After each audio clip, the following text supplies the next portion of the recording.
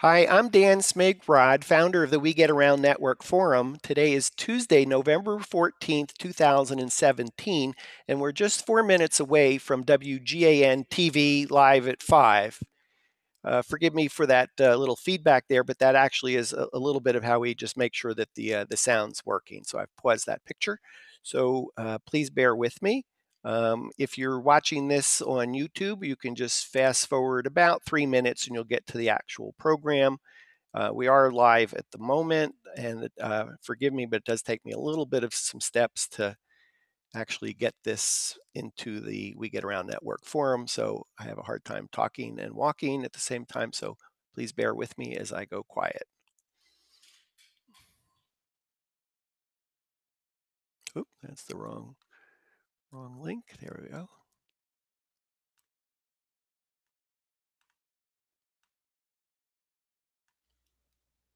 Okay, good.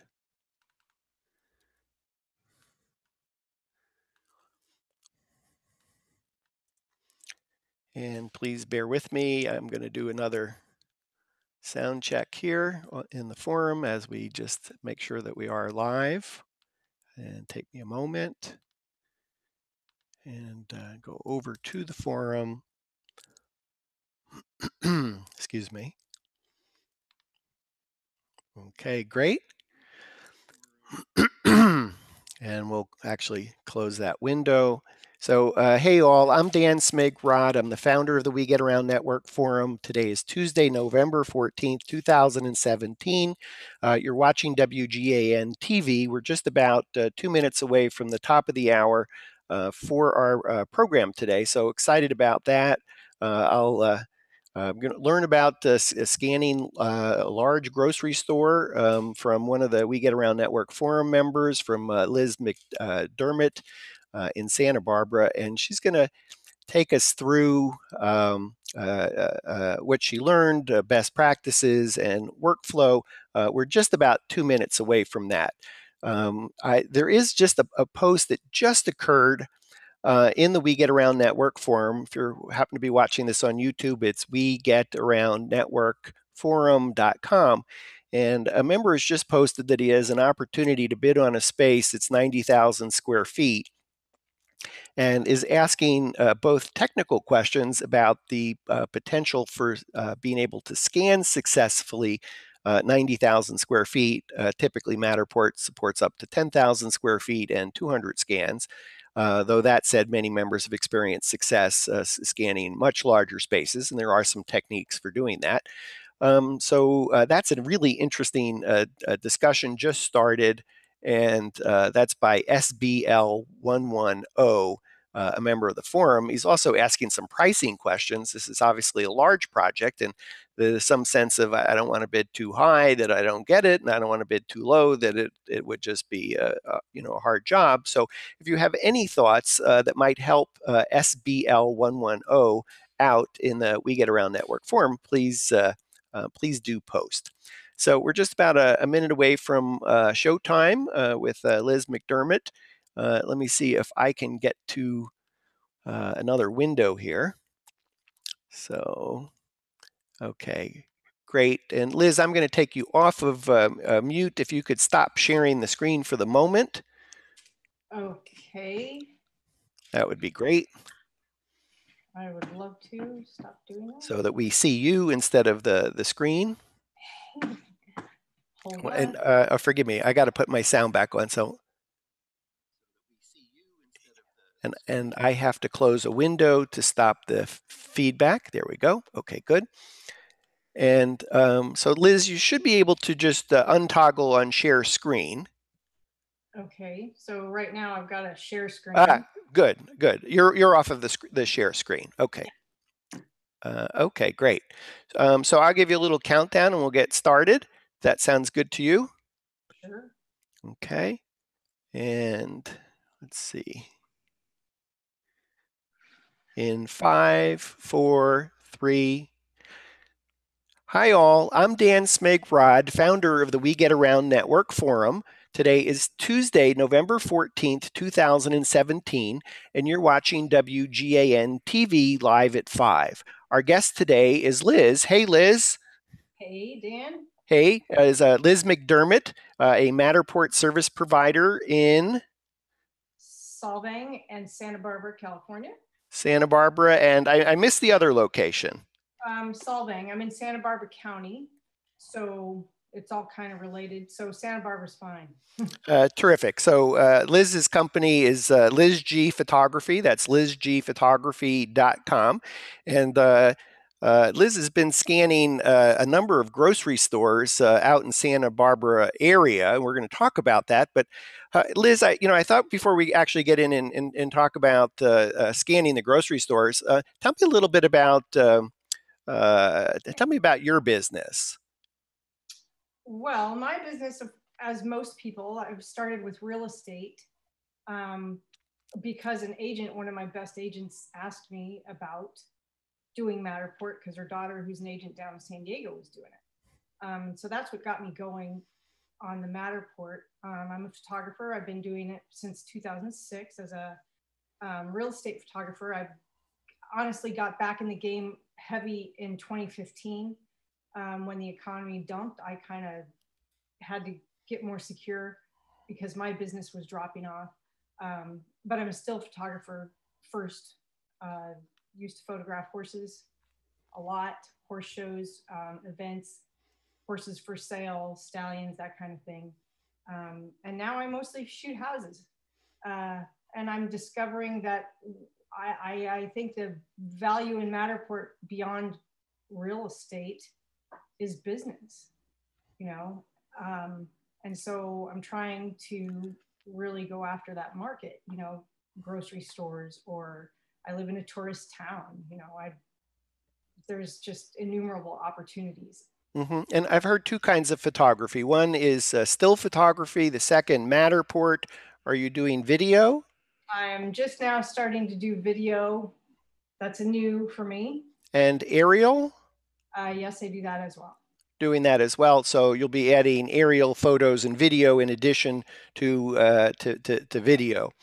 So I think I heard that the first time that you learned about Matterport was actually through an existing client that you were doing still photography for.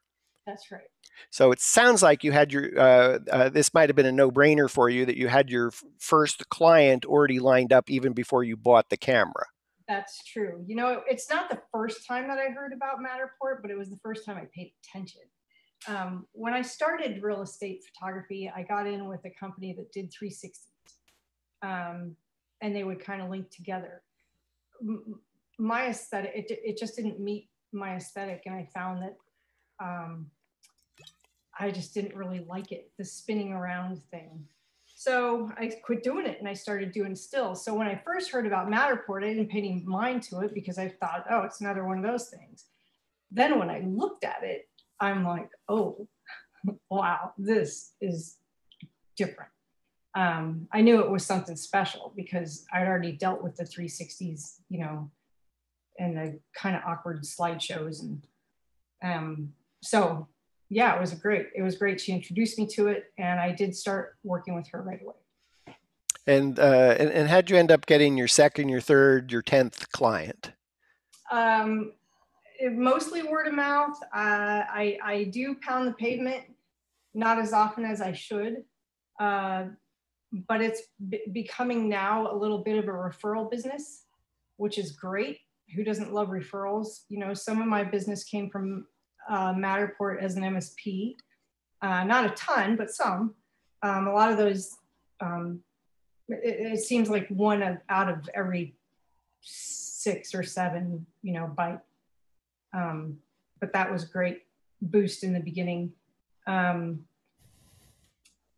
Referrals seem to really be, you know, part of the ticket. I've gone after some builders. That's worked out for me. I have a client that I think will be consistent, you know, from here forward. I've done quite a bit of work for them. They just called me recently to do more work on some other new spec houses. So that's cool. They're developers. So, you know, that kind of work is great. So congratulations. It sounds like it's been a combination. If you have the referrals now that you got Matterport, so now that you have Matterport, presumably you're offering still photography when you get the Matterport job, and soon hopefully offering video and aerial. So they may come in a door either for Matterport, still photography, video, aerial, and you end up hopefully doing all of the above and more. Right. Hopefully, this is maybe a little bit of a gentrified area in the fact that people that have been doing real estate here have been doing it for years, and they kind of are set in their ways.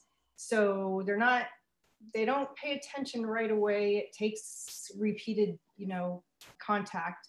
But recently I've had a couple of new, really big sellers, they sell big properties, start using me for the Matterport, because they have their photographers, and that's been really fun. And they're starting to pay attention, so it's getting exciting. It's taking some work to get it rolling. Cool. So in the We Get Around Network Forum, you're known as Lizzie G, Lizzg, and you've been posting quite a bit about grocery stores.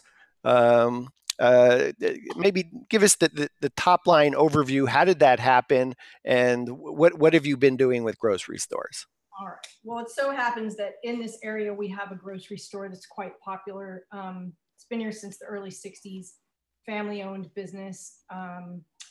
Kind of the place to go to if you come to the area or if you live here.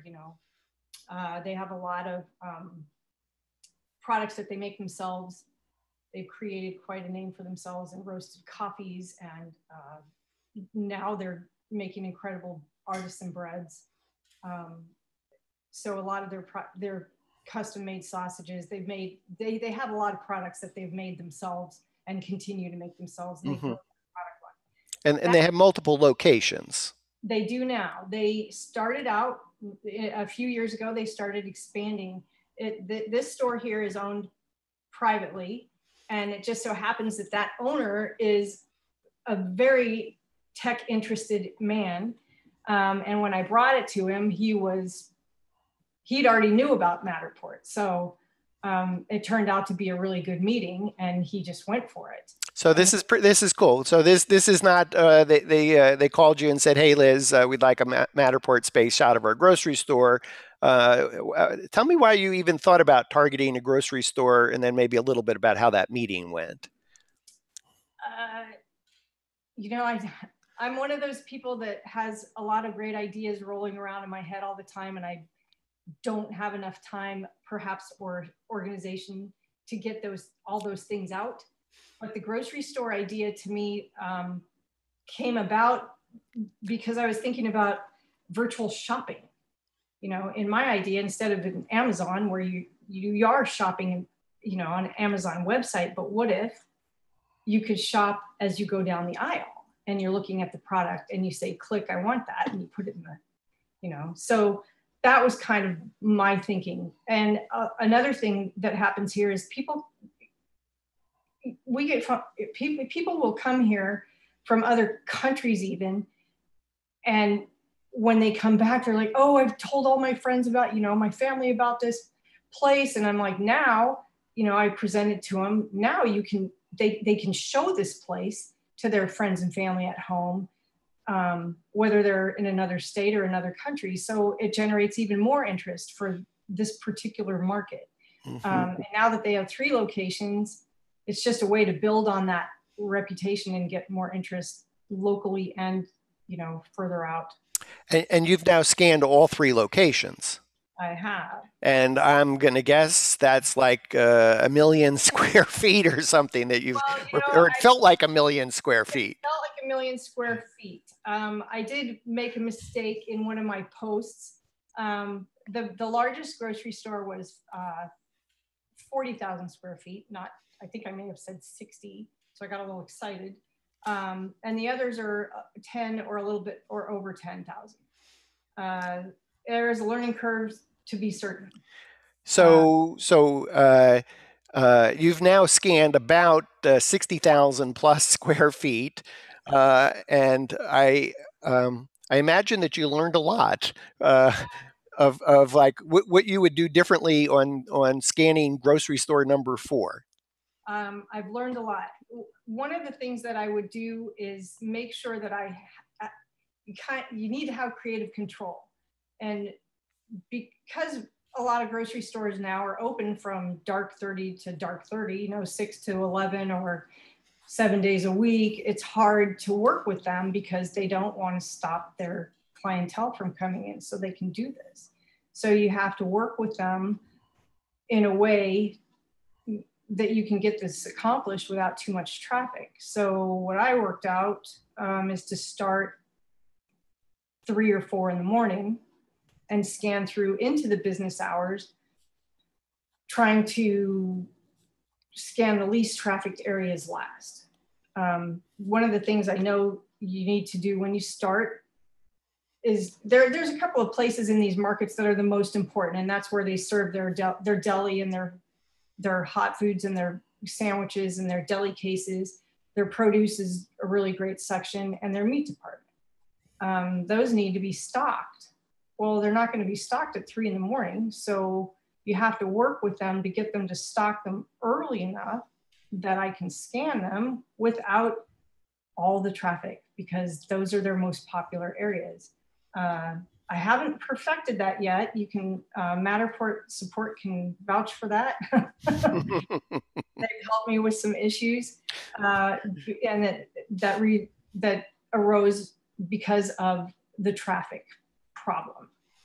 It's kind of funny. People see that funny camera and they want to know what you're doing, and they see it looking at them, but they'll just like walk right in front of it. So they don't realize that nobody understands. You need to hire traffic control. Hopefully the store, it's hard to have an assistant do it, I think, because they don't know the clientele. It would be better, it works better to have employees of the market be that traffic control. Did you get that support on 1 or 3 of the stores? I got that support on one really big, and the first one I didn't get much support at all. The second one I got outstanding support, and the third one somewhere in the middle. I had someone with me that was kind of in charge of the store, but he just couldn't quite bring himself to ask people to go a different direction. Well, I also could imagine that in hour number 10 scanning or whatever it might have been for you, that the store manager lost interest after scan number 2 versus scanning hour number 10 of getting that help. Yeah, that's true.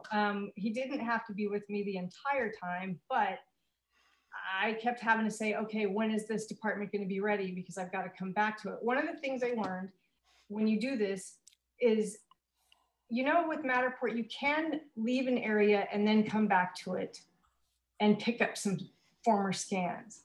But in a space that big, it creates a few issues. I noticed that it didn't connect as well as if I had just scanned through. So best practice would be to choose your path and scan the entire floor in the path that you've chosen, and don't deviate. In a perfect world. You said exactly what I was about to say, in a perfect world, because I'm listening to you talk about, well, you need the, certain sections of the store are simply not stocked at 3 in the morning if they have a big breakfast spread, or the meats, or the deli section, produce, etc. I would imagine that it's a combination of, okay, I'm going to scan these aisles until the produce section is ready. And maybe I need some help of somebody to saying, oh, Liz, it's ready. You can come over here. But now we're hearing the kerfuffle that when you come back to where you go scan the deli section, etc., when you come back, it may be hard to reconnect your last scan and pick up where you left off. That's right. And one of the things you really need to do, and I did do this, I figured it out pretty early, is that you have to make sure that you will have something to connect to when you can go to that area. So when I started, like for example, the last store was the biggest store. So when I started that, I started in the front section, like where the shoppers would line up to, you know, pay for their groceries. And I went through and I made sure that I had a scan path that took me to the direction of that deli. And so I knew that there would be an area that I could come back to connect when it was ready. Yeah, And so let's see if we can just break that down. I can imagine we have some newbie Matterport pros with us trying to picture what that means. And do you want to elaborate a little bit on both the scan path and coming back to a place where you could continue scanning until the deli section was ready, for example? okay, yes. The intention is to give a viewer the idea of moving through the store. So you want to choose a path that would be commonly used, you know, and you want to be direct. You want straight lines. You don't want too many scans in an area.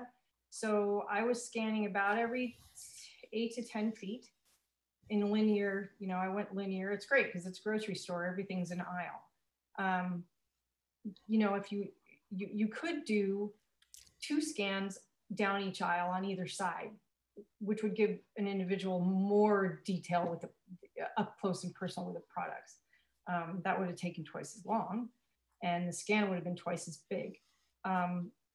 Matterport cannot pick up where it left off if it doesn't know where it was. So every time you create a scan, you're giving the Matterport system a view of where it is.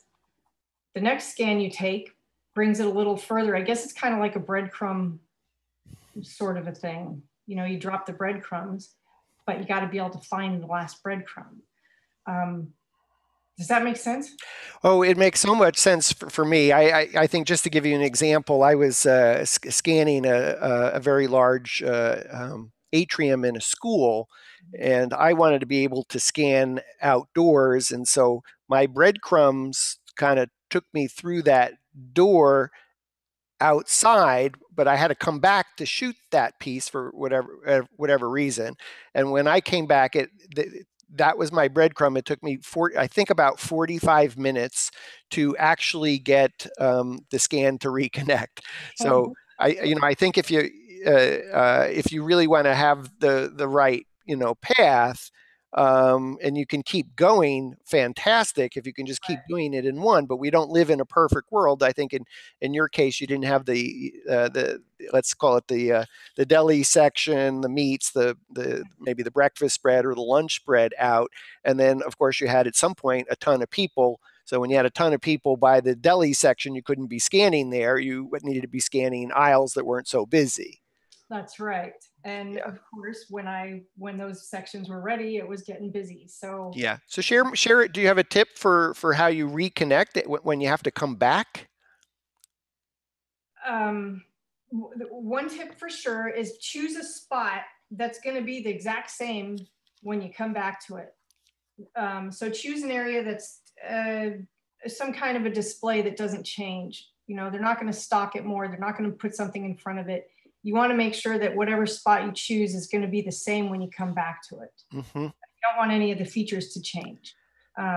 That's one of the big things. Did you happen to do bathrooms like that where you knew the bathroom was not going to change and came back to a bathroom in order to reconnect? No, I didn't even do bathrooms.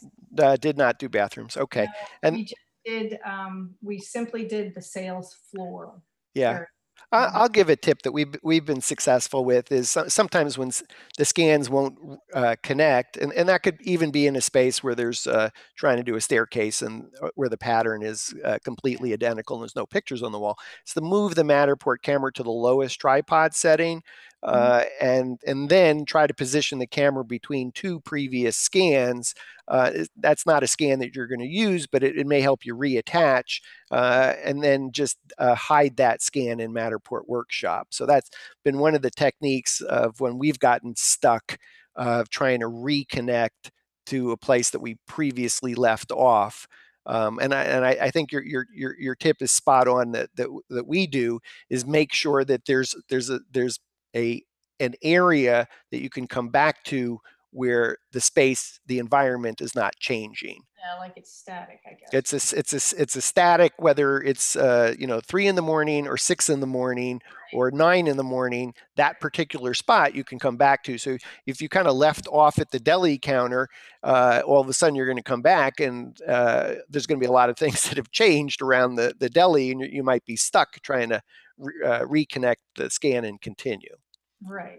One of the things that could be helpful too when you are doing this during the traffic time is, most grocery stores have two entrances.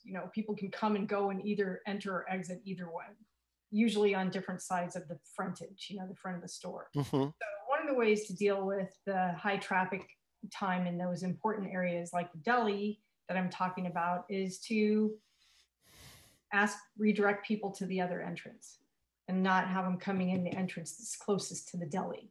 It buys you a little time because people have to go, they got to go around to get there. Mm-hmm. That's a really good idea. It did work for me once when they let me do it. The other times they didn't really accommodate that. So, these are big jobs, and don't expect that you're going to get it right the first time.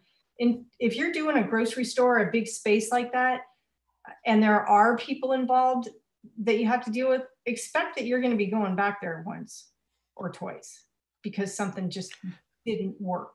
Yeah, I don't want to get into pricing. That's proprietary to you, but I think it's just the big picture. I think here is sometimes I think one might think that, oh, if I charge X for 10,000 square feet, I can charge half X for 50,000 square feet or 25,000 square feet. And actually, it's way more difficult to shoot a larger space. And so, after you do a lot of larger spaces, you're probably tempted to say, happy to do your larger space, but it's actually going to cost you more because there's so many extra things either you have to come back, you're dealing with the store is not closed while you're scanning, they haven't stocked, made the store look pristine, and you're scanning. You're scanning around people. You're dealing with a whole lot of changing environment, and that doesn't even account the things like Matterport officially supports up to 10,000 square feet, up to 200 scans. And so I think typically what would happen is, if you send a note off to Matterport, they'd probably say something like, okay, when you get to 200 scans, duplicate the model, do your next 50 scans with the duplicate. Hopefully that's working. Okay, duplicate the model again, add your next 50 scans.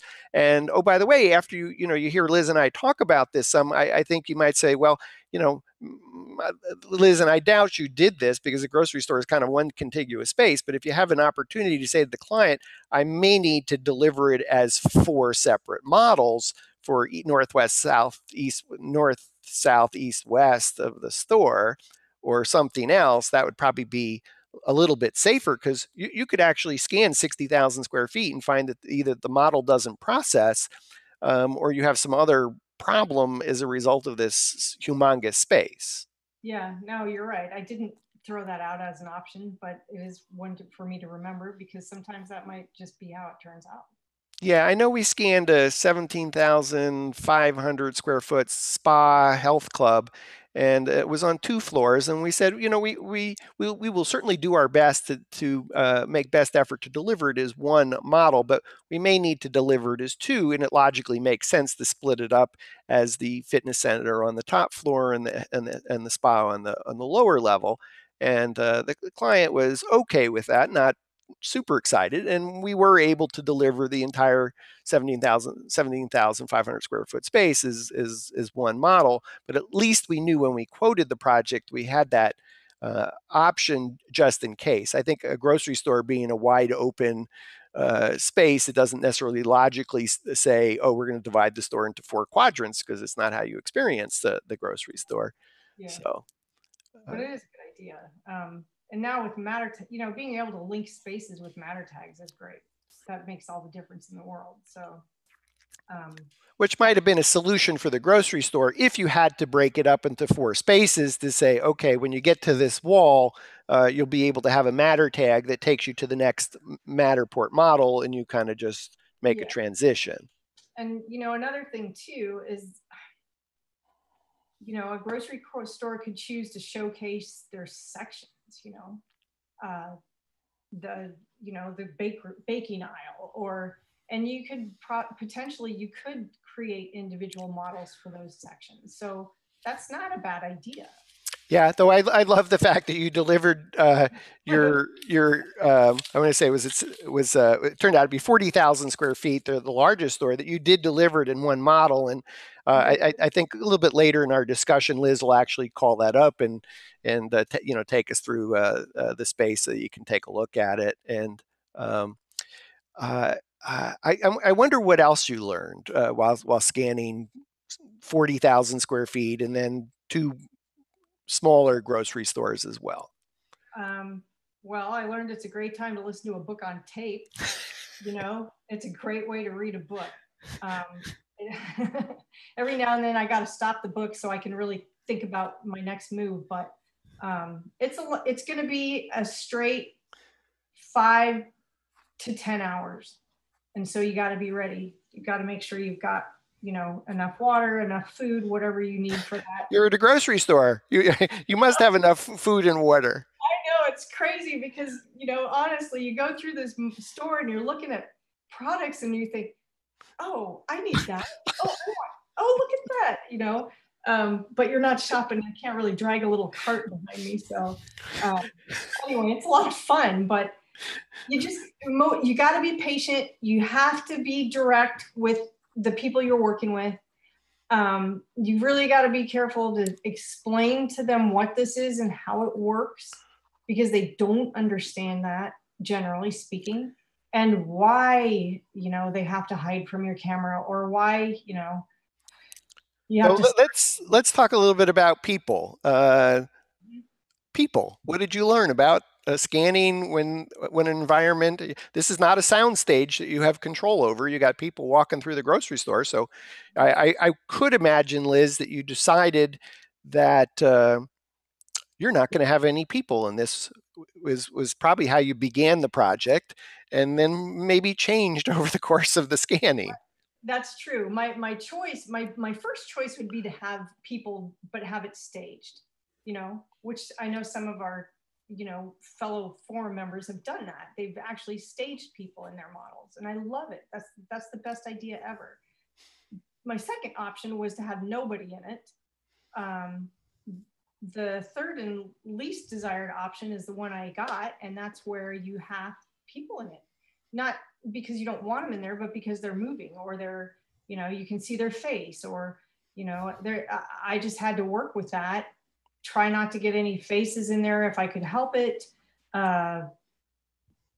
It's considered a public place. So I think it's okay if people end up in the model.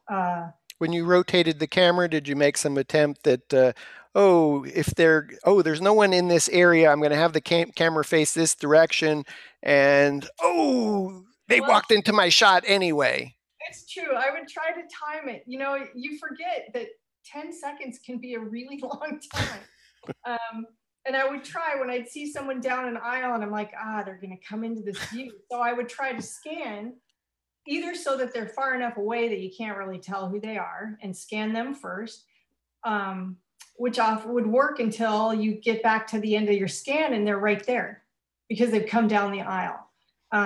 So that, yeah, you got to figure it out. It doesn't always work. Either don't scan them first or do scan them first. They're probably going to show up in your scan in a place you don't want them to be. So you hit the stop button and you got to start over. Yeah, you know, I think probably what you learned from that, I could imagine approaching the next grocery store, is that you want to manage expectations that there will be people in the grocery store unless they actually shut it down and turn it into a sound stage for you, right. and stage it, which is not going to happen. So right, and you know, the other thing too is that you have to set people up to the idea that it's not going to be perfect.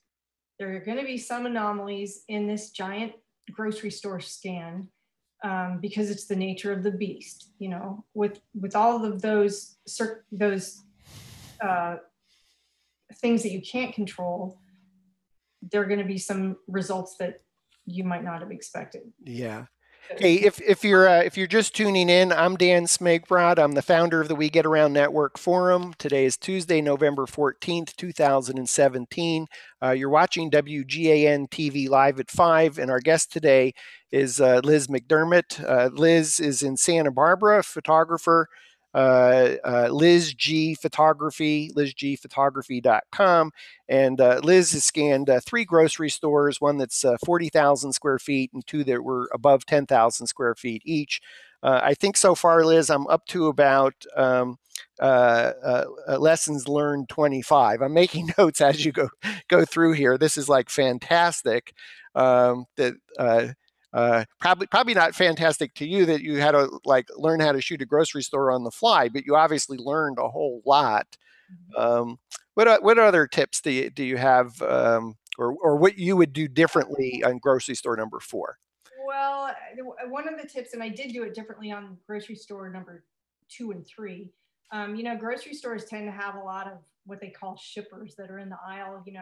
The can of beans, they're the stack of cans and all those things that they put in the aisles that they're trying to sell you, and that just, in my opinion, just get in my way when I'm trying to shop. So if you can get those aisles clean, so really all you have are the products on the shelves, that makes a really big difference in how the model looks. And it is also a great insurance that if you have to come back and pick up somewhere, you can, because the shelves haven't changed.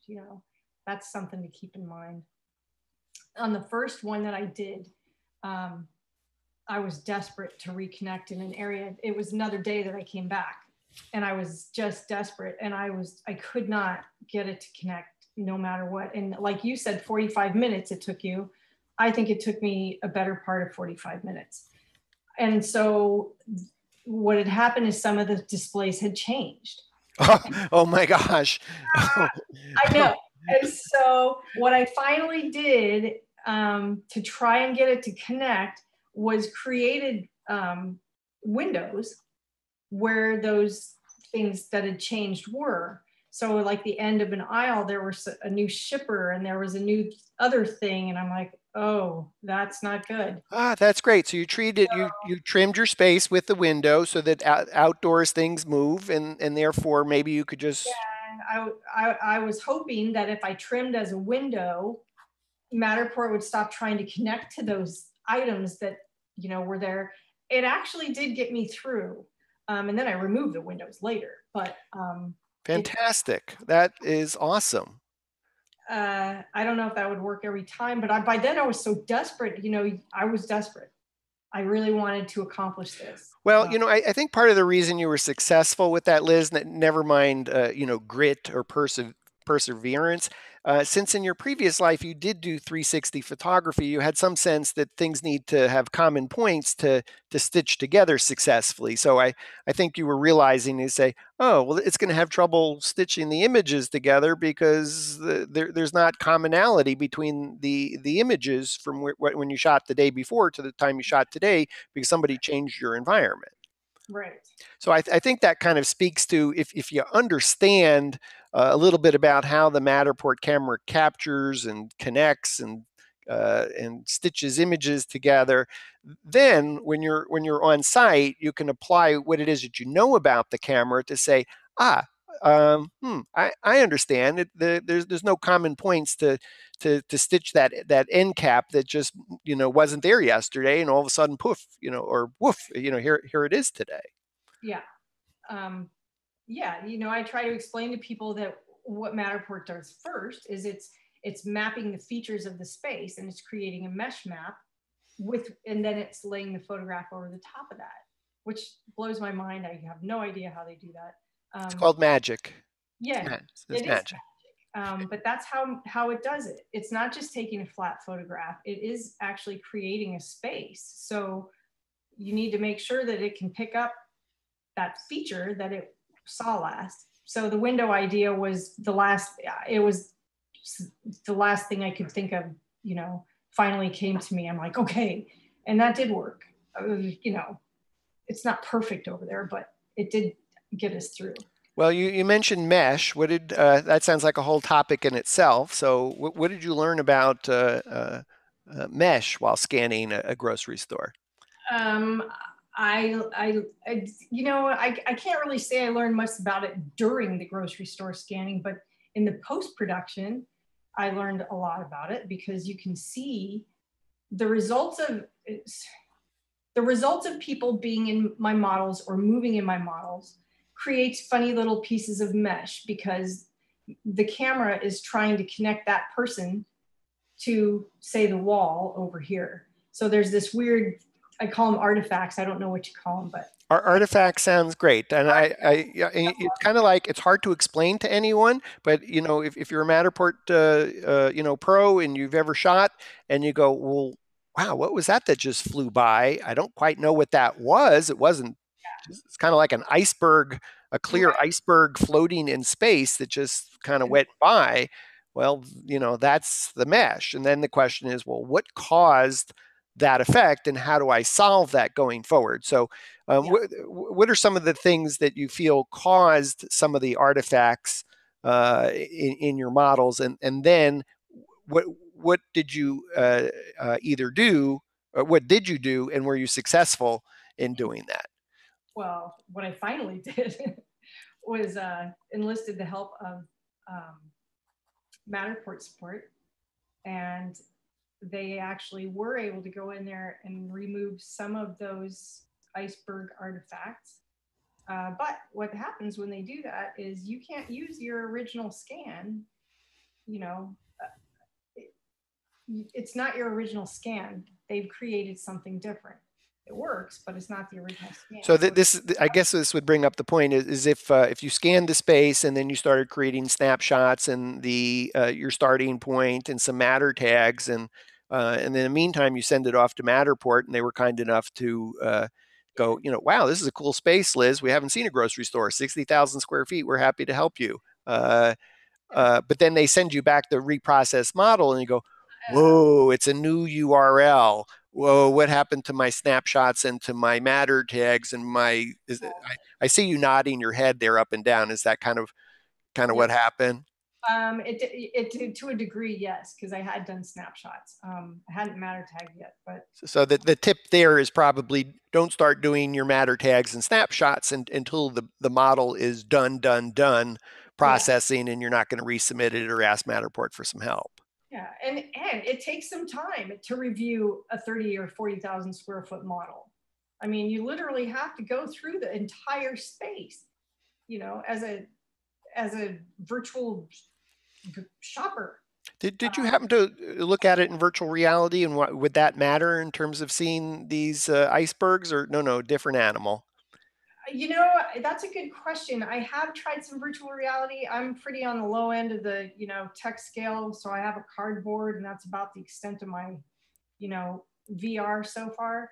And Cardboard's great. Did you try it in cardboard and see if you saw the same artifacts? I don't know the answer to that. no, I didn't, but I will. That's a good Okay, good. question. All right. So look in the We Get Around Network forum for Lizzie G. She'll post to one of her Yeah, scanning grocery stores about what happens when you look at these artifacts in VR with her VR viewer. right. Do you still see? Let's find out. Yeah, I think the answer is probably no, because I think what you see is that mesh is when you're transitioning from one scan to another, that there's no, there's not all these photographs if you're going every 10 feet, but you're trying to walk every 10 feet on a iPad or desktop or laptop, Matterport's kind of filling in the data to enable you to walk. Where I think about the VR, I think about it as, oh, I'm standing on this scan. Oh, now I'm standing on this scan.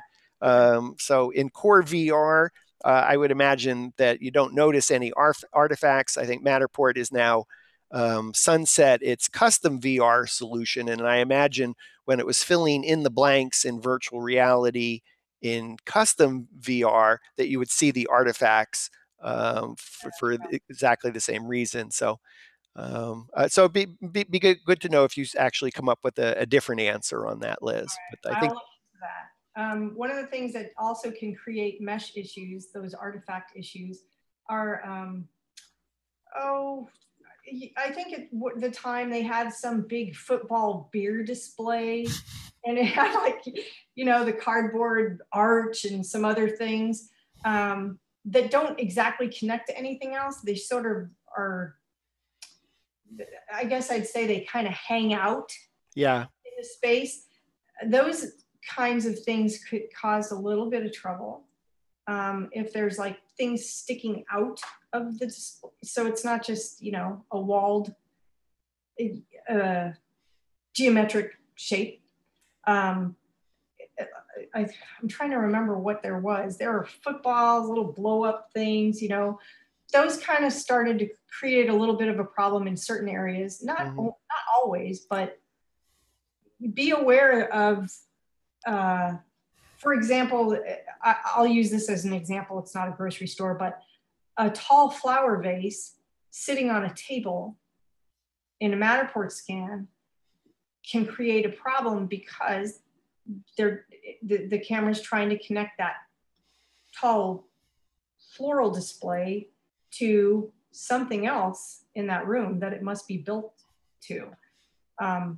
It's a similar thing. It can create that weird Stitching errors of some sort. Yeah, that just make the experience less smooth. Smooth. So I think I've heard two reasons on what might have been a challenge for you regarding the mesh, which created these artifacts, people moving, and then some of these things, whether not exactly a plant in your case for the grocery store, but some things where maybe it just didn't know how to treat those when it was doing stitching or something. Okay. Yeah. And anything else that caused mesh issues? I think in the We Get Around Network forum, you were talking a little bit about the dairy cases and the glass. That's right. I think I got that sorted, and it might have been help from the forum. It was a while ago now, and I can't remember exactly. Yeah, I think the issue that you posted was that the artifacts were noticeable as you were walking to the glass cases. And I think the recommendation in the forum was try using a mirror trim because I guess the way I would understand it, if the camera's putting out millions of dots of infrared per second and it's reading those dots, as soon as it hits glass, it just doesn't quite know what to do. And that's why we mark mirrors and windows, because it gets confused. So I think you were able to eliminate some of the mesh issues by using either a window or a mirror trim tool. It might have been a combination of both. Yeah. And that was an area that I had to come back to, where I had that particular problem that you're talking about. I'd forgotten about that. That was an area I had to come back to. Yeah. And, I think I'd probably suggest one other one, looking at your three different models of what I think might have caused some of the artifacts too, is that, we talk about that you can't scan when the sun can see the camera, or when the camera can see the sun, because the infrared is absorbed by the sun, and the camera can't read the infrared dot back. Looking at the lighting in the store, it looked like in my opinion, that the lights were extremely bright, the ceiling lights. And I suspect, unfortunately, those bright lights to some extent acted as the sun, and the mesh data creating the mesh gets confused. I suspect, Liz, if you go back to your model and you look for where the artifacts are, if there's not a person, if there's not this end cap thing, if there's not a glass window or door, look up nearby, see if there's a lot of super bright light.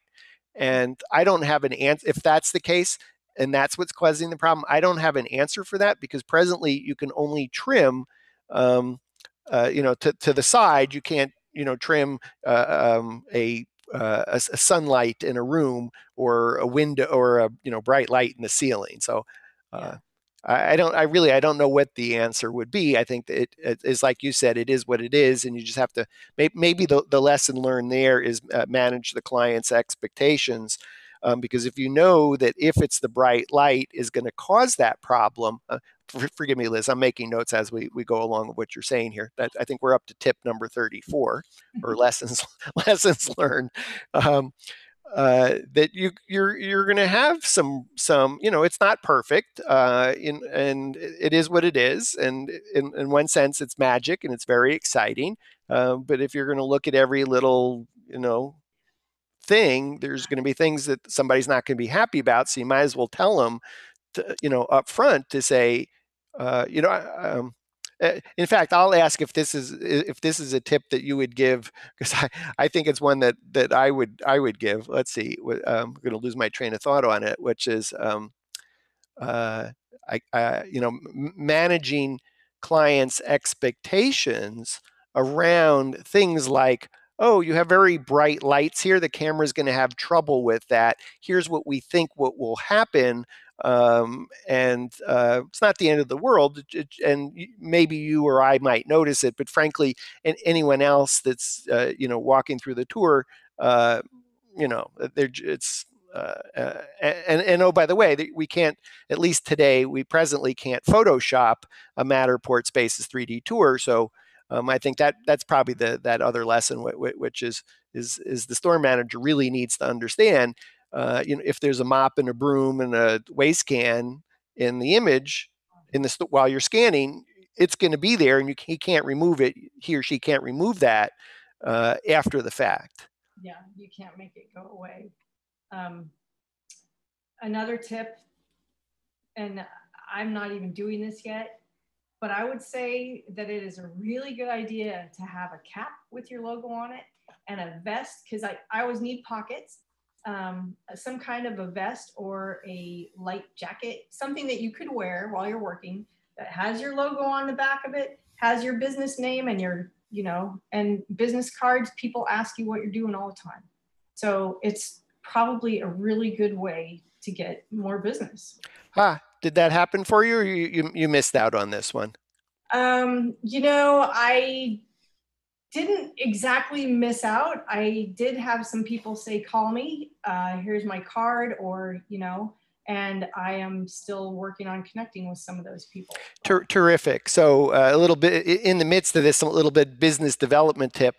Liz, I think you're going to end up revisiting with us and say, Dan, I think I want to go scan a 40,000 square foot store, but I really want to do it during the day because I really want a lot of traffic there, and I don't really care about the scan, and I'm going to do it for free for the store. I just want to keep moving the camera up and down the aisles for people to ask me for my business card to say, hey, what are you doing? Oh, it's kind of like Google Street View on steroids.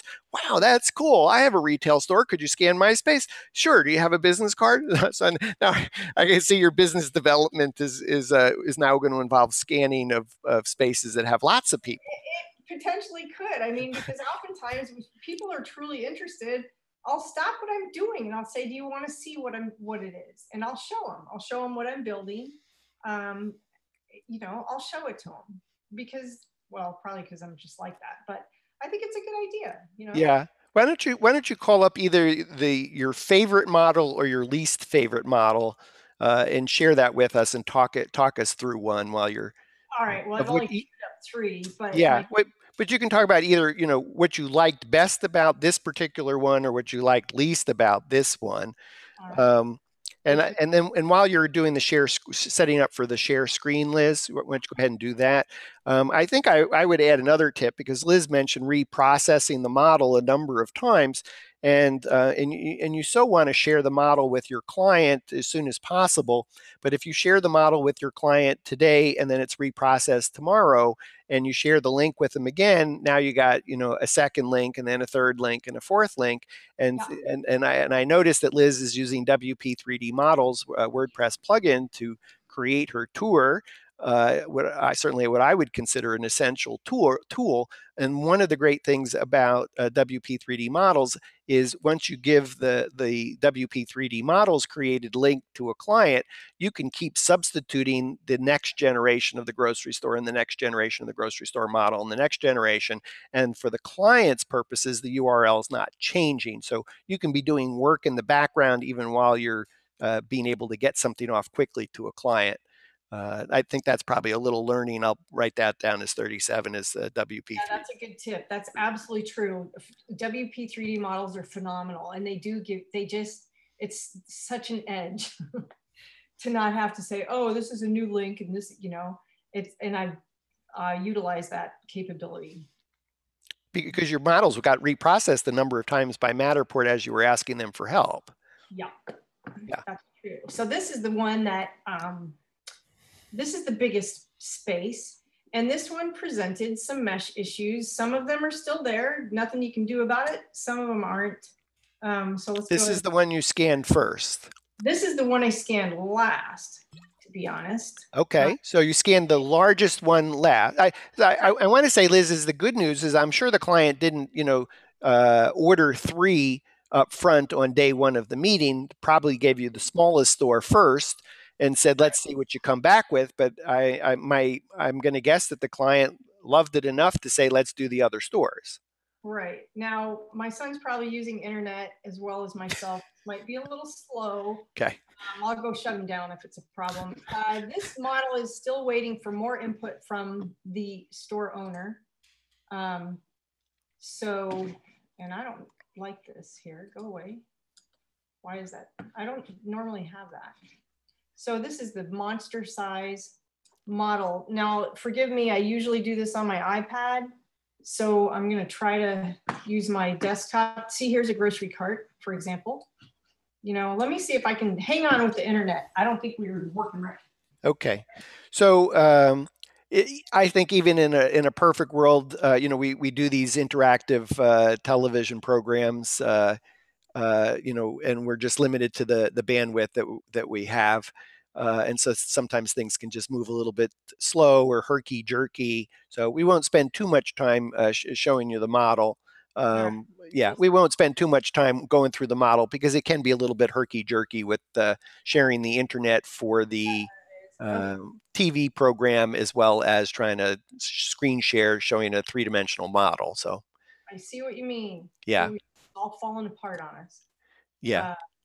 Darn it. I was going to show you the El Rancho Market. These are called, I don't see, now I don't know what to do. Why don't you try stop sharing screen and maybe we'll go into one of the 10,000, one of the smaller stores rather than the largest model. All right. We do have some bandwidth limitations and it is what it is. All right, this is where my skill is going to show. Okay, so at the top of the screen, you're going to stop sharing. There's me. Here it is. Phew, it wouldn't come up. Yeah. And then you can try and share again. We'll take a smaller model to work with. All right, we're trying. Are we stopped? I still don't see the screen sharing, so you should be little green icon at the bottom, share screen, then select on your desktop. All right. First of all, let me see if I can't close one of these. Yeah. I think I made a big mess with my stop share. It's okay. If we can't show it, I think while Liz is trying to call it up, I'll say this, is if you look down here, we're going to record the program. We're going to post it in the We Get Around Network forum, wegetaroundnetworkforum.com. And if you look down here and there'll be a tag that you can look for, search by tags, just type in the search box, grocery store, and that will help you find the 3 different examples that Liz has done.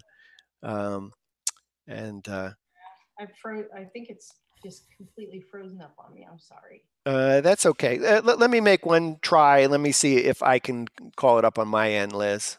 Okay. Just give me a moment. Just take me a moment to see if I can call up your link. Which one am I looking for? Is it Pismo Beach? No, let's look at El Rancho Market, if you Uh, can get. in Solvang? That's correct. Okay. Just take me a moment. Okay.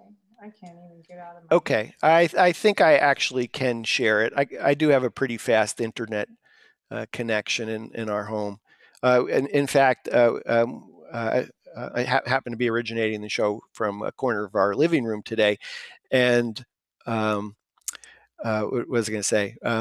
We have AT&T fiber, so we're almost at a speed of nearly 1,000. It's like going from 26 to like 950 or something. So can you see this okay now, Liz? I can't see anything except a bunch of messy stuff on my end, but if it's up there, Yeah. So right now I'm sharing the screen. We can see people from time to time. I'm going down the wine aisle. I'm starting to go into fruits and vegetables. And still, you'll probably notice in that, like in that produce department, I think that there's places where you can see some guy down there with his cart and he's stocking produce, and then as you move forward, he's not there. Do you see those sorts of things in the produce section? I'm walking up the lettuce aisle right now. There goes celery. There are red peppers. I think in this model there might be a couple of links if you can get yourself to the entrance. Now, the produce section will lead, if you're in the lettuce, if you. Yeah, I'm just going by prepared foods. Okay. Heading towards the front door. I have a matter tag that says scratch-made breads and baked goods. Okay, now on the other side where there's some desserts, is there a matter tag that talks about solving bakery? Let's see. I'm right at the Sunshine to Go, and so I'm going to the other side of the store. Okay, I cannot get out of this. Can't get out of there. Okay. It's all frozen up on me. Okay. Would I say don't touch anything so we don't lose you? Okay. So let's see. I'm over by El Rango O, Bug Assault. Oh my God. They sell bug salt guns and they're quite popular. And I guess somebody decided to make an El Rango. Okay. So I'm walking in the door where I see Scratchers Cal lottery. Oh, lottery tickets. Okay. So I'm walking through the like a checkout. And where would you like me to go? I would like you to go back to where the prepared foods are, the baked goods. Okay. And Okay, then, I'm going back to the dollhouse view. yeah. And then, Incidentally, Liz, the dollhouse looks amazing, but it does have a couple of challenges, and that's things like where you don't have access to. Did you ask to shoot, behind the deli counter, and couldn't get access, or? right, they didn't want me to do that. Yeah, so right now I think we're looking at an area on the left side, which unfortunately, it doesn't have the scan data.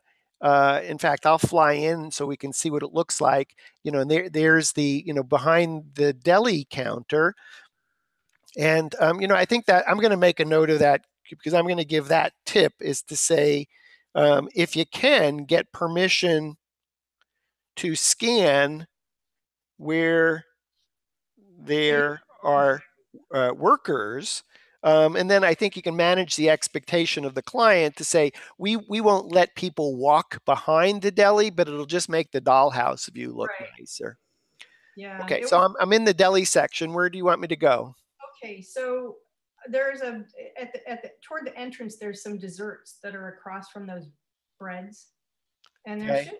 Sorry, I went all the way to the glass section. So I'm going to go back to closer to the beginning of the deli section. Let's see, there's bananas. I'm going to the deli section, and I'm right at the beginning of the deli section. Oh my gosh, I see a lot of these these boxes and things that you were wishing that they weren't there. Right. Yeah.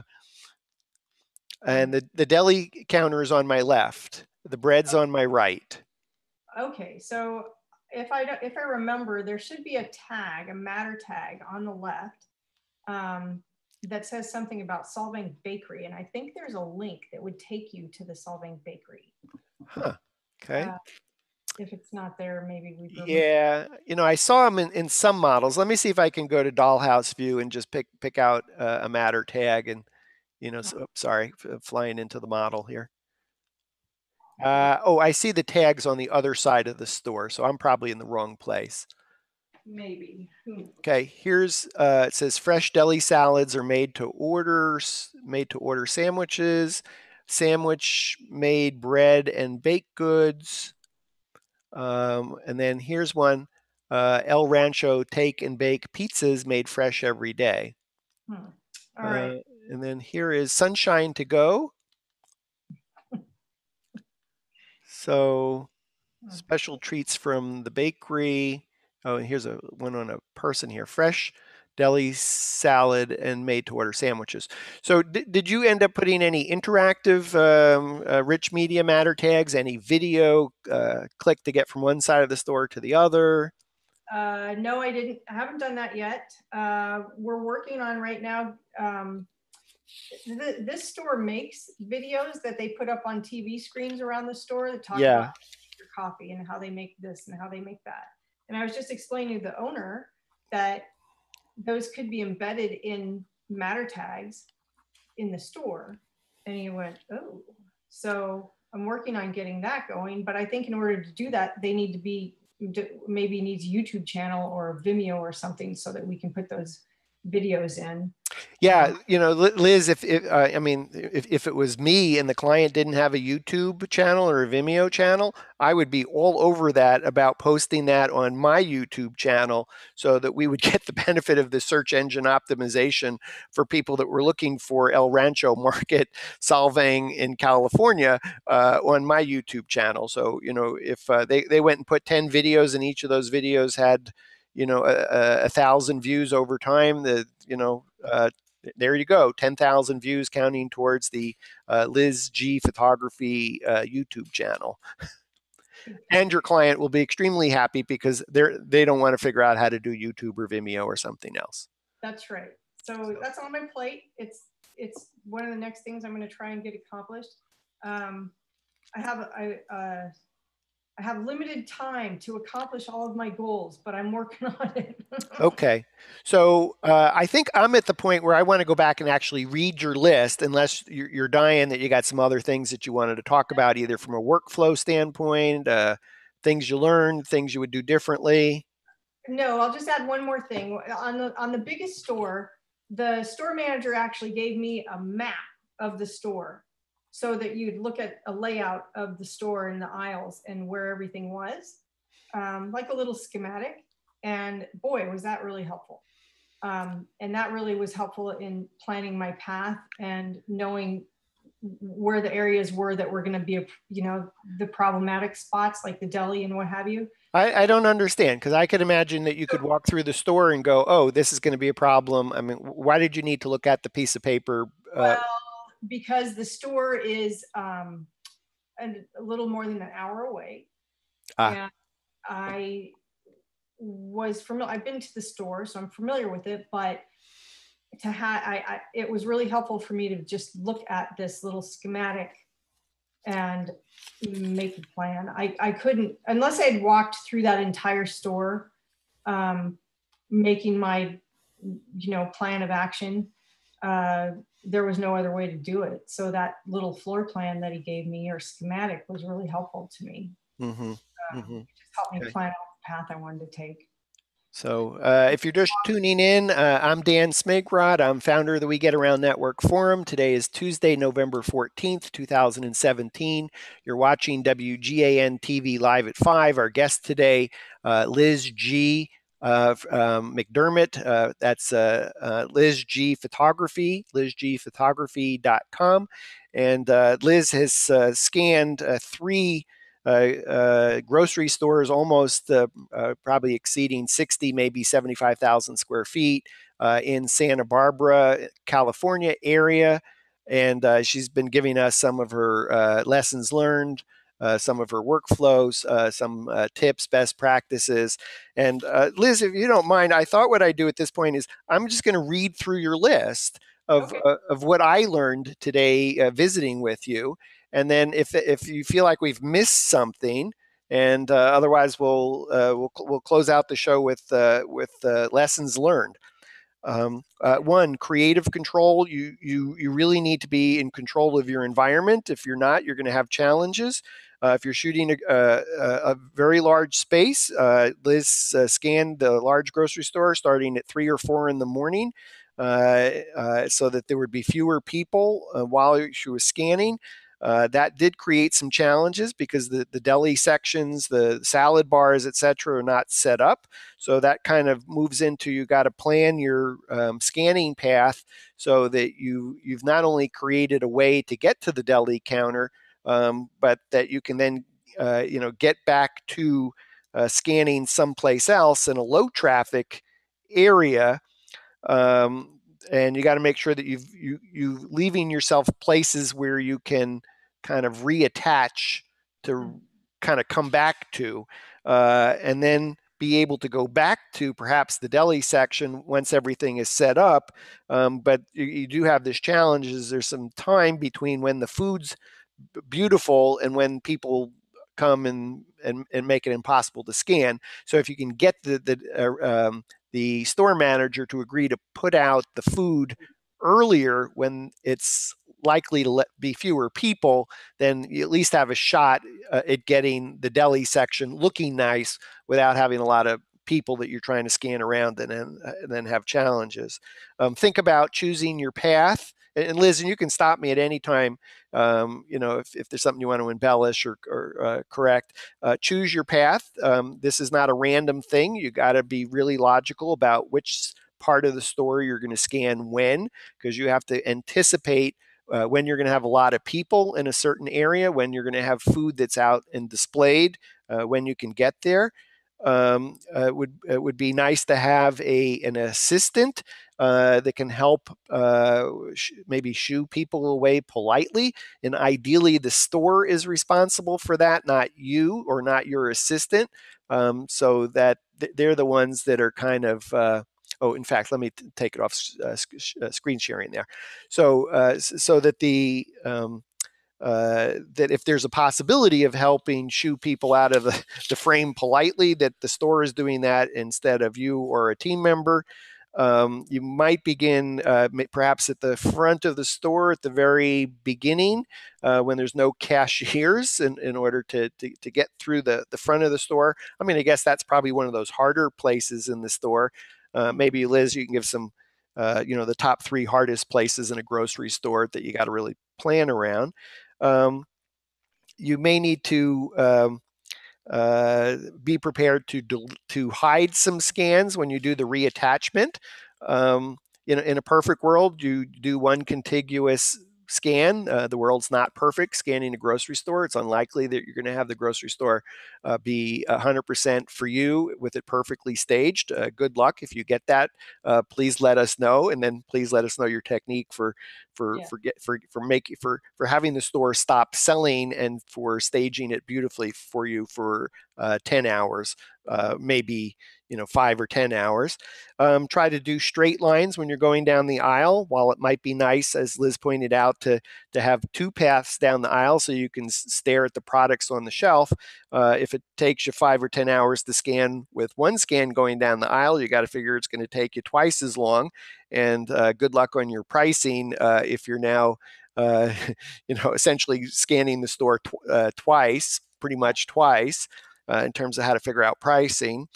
Um, let's see. If you do have to come back, or when you do have to come back to a place to scan, make sure you come back to a space where the environment hasn't changed. Otherwise, you could take as long as 45 minutes to kind of reattach. And there's probably nothing more frustrating than having the clock ticking as the store is becoming crowded and you're stuck trying to reattach something. Been there, Liz. I feel your pain.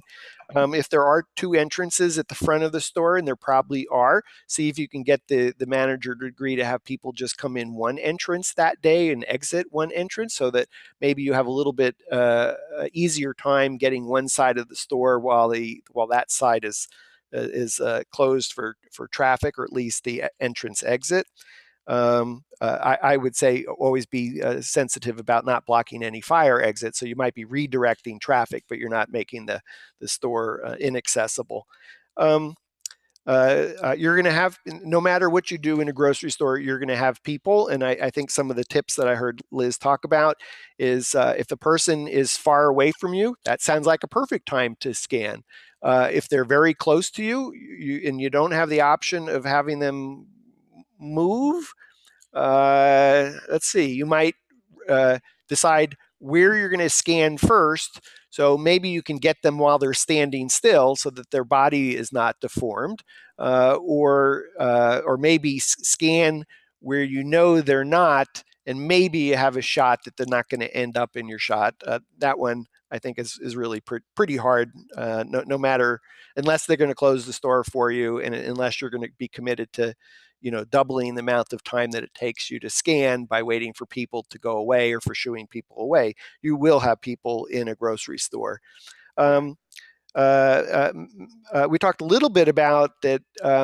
You may want to under promise and over deliver. So if you are scanning a very large space, you might want to tell the client that you might have to deliver it in sections, in two or three, two, three, four sections. Now with matter tags, it's possible to kind of connect each quadrant together.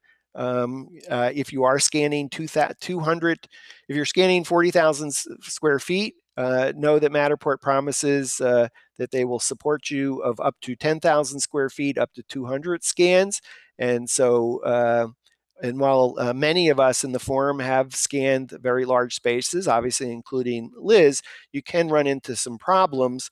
And so I think the workflow that we discussed was, when you get to 200 scans, duplicate the model, then do another 50 scans, and then duplicate the model, and do another 50 scans and duplicate the model. So if you do run into a problem, you're not at the point where, oh my gosh, it will not, every scan is failing and I have no way of like continuing.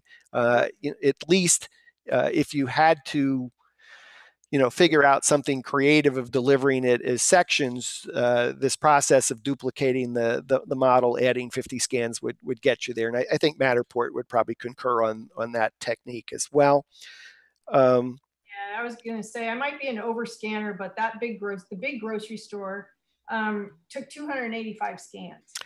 Yeah, that's amazing, because I know if I tried that space, I don't think I could do that in 285. So kudos to you, Liz, for doing that.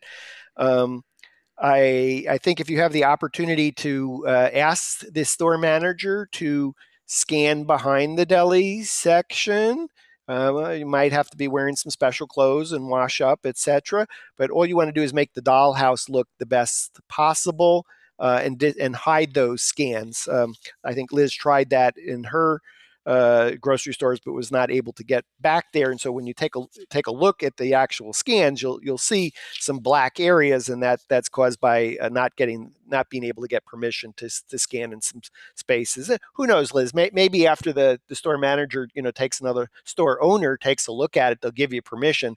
But I know you're just cringing right now, because you just started like preparing matter tags, and if you reprocess the model again, you're going to have to prepare your matter tags from scratch. So that's actually another lesson learned, is before you go onto matter tags and setting your first fly-in image and doing snapshots, make sure you're done with processing the model, so that you don't end up being depressed that you have to do the work a second time, a third time, fourth time. Tip number 16, I was books on tape. So if you're scanning for 5 or 10 hours, figure out what you're doing with that time. And you may have, maybe we have to take WGAN-TV live at 5 and do some podcasts with it so we can send people out to have something to do. But at least this may be a really good opportunity to get books on tape and be productive with that time that you're probably zoning out otherwise. If you're doing a 40,000 square foot store, I think, Liz, you mentioned 5 to 10 hours.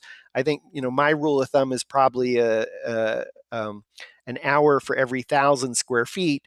That said, in something like this, given that they're people, deli counters, everything is nuts, I would say you'd probably have to at least double the amount of time that you're planning. So I think 40,000 square feet would turn into 8 hours, and I think that fit into what your estimate was, is 5 to 10 hours.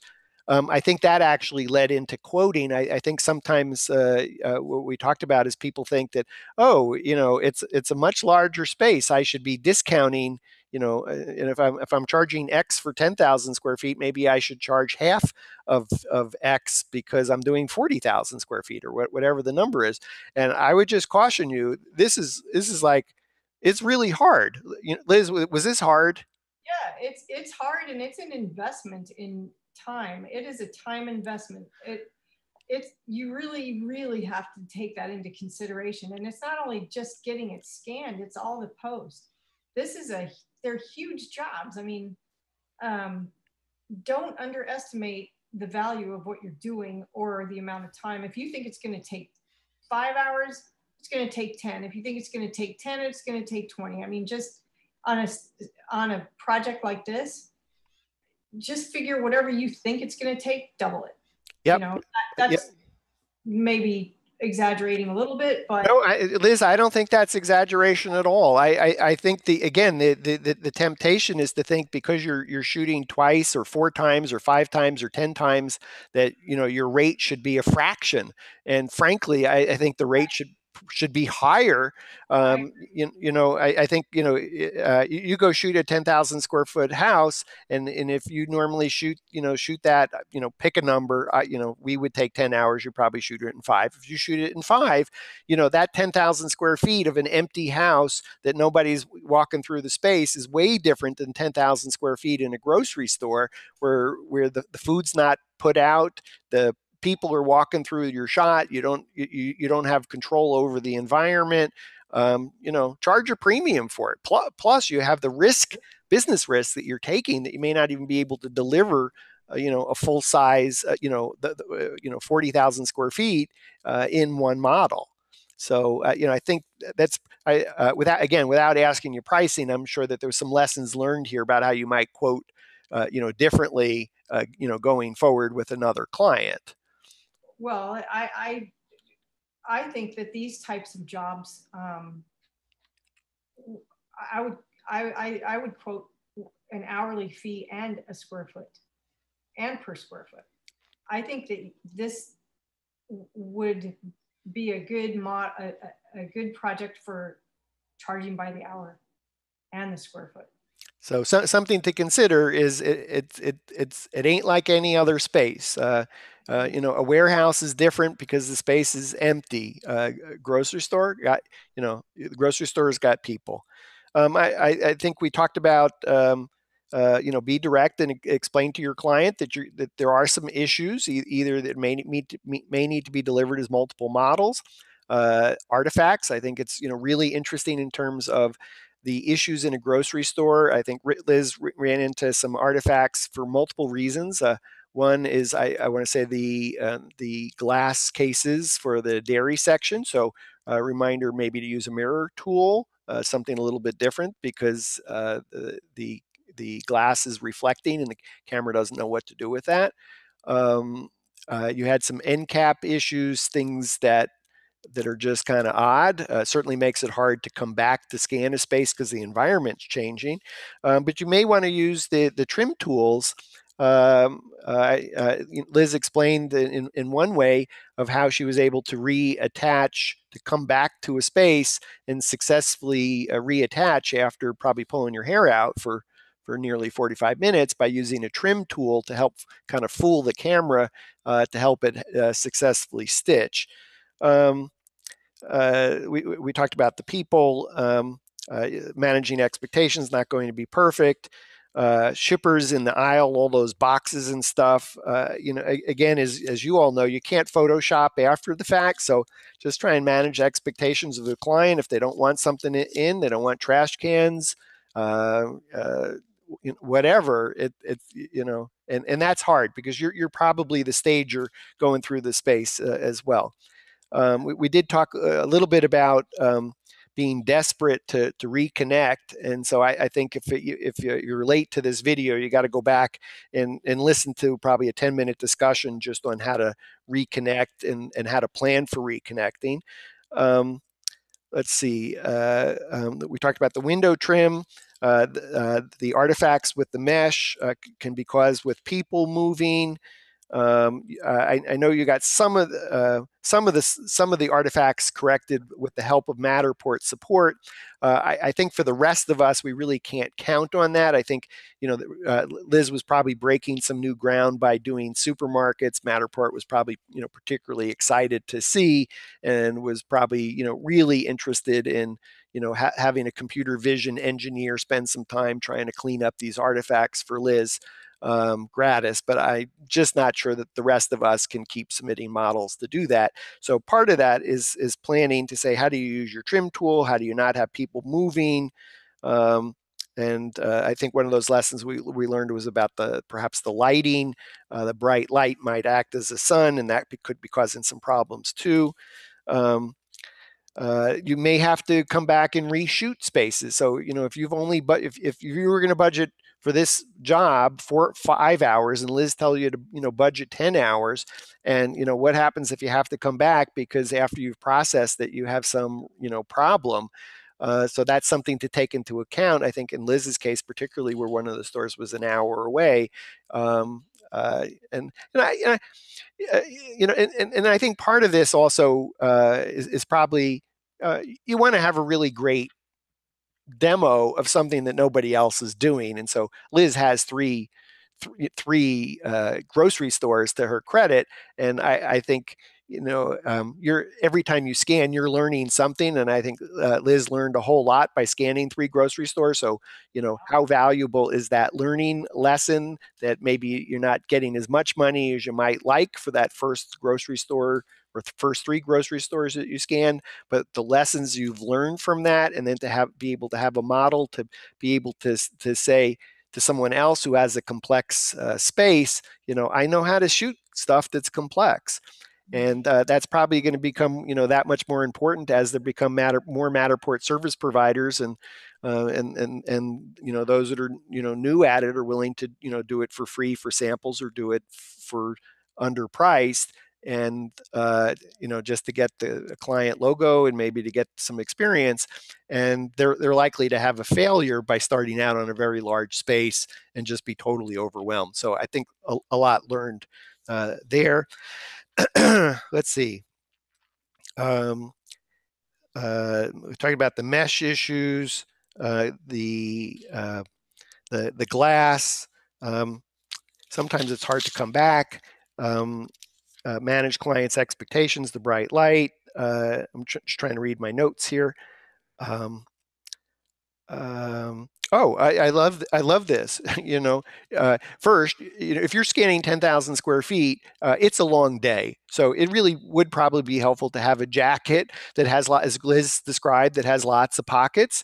And one of those pockets is put some business cards in it, because as we know, when we're shooting this kind of stuff, people are just curious about the camera, and just give them the 10 seconds. Yeah. It's kind of like Google Street View on steroids, but it's more exciting, whatever it is. And, hey, do you happen to have a retail store? Ask them about their business, and use it as a mini business development opportunity. Carry business cards. I think we did talk about the reprocessing, Liz, that before you go on and create your snapshots and everything else, make sure the processing's done. If you're not using WP3D models, WordPress plugin, that's a tool that's essential. Liz is using it, and that enables her to deliver the model to the client even while she's having the model reprocessed and reprocessed again and reprocessed again, and the URL is not changing for the client. If you've ever given a client a Matterport URL and then came back to them and said, I'm sorry, but the URL has changed, and then they've already put it in 5 different locations, they're not going to be happy campers. So use WP3D models so that the URL remains the same, and for 1,000 other reasons. Let's see, Liz, I'm going through your other lessons that you shared here. Um, let's see. I'm going to try and read my notes here. Oh, well, Scan. the one thing I didn't mention, and I know that this is one of your recommended products, is my tripod was on that little rolling dolly. So, you know, I was rolling that thing through the store. I was not picking it up. I've got that tripod, that little dolly that you recommended. Yeah. So this is like I want to say about a $45 dolly. Your tripod fits into the dolly, and you're able to just push your camera.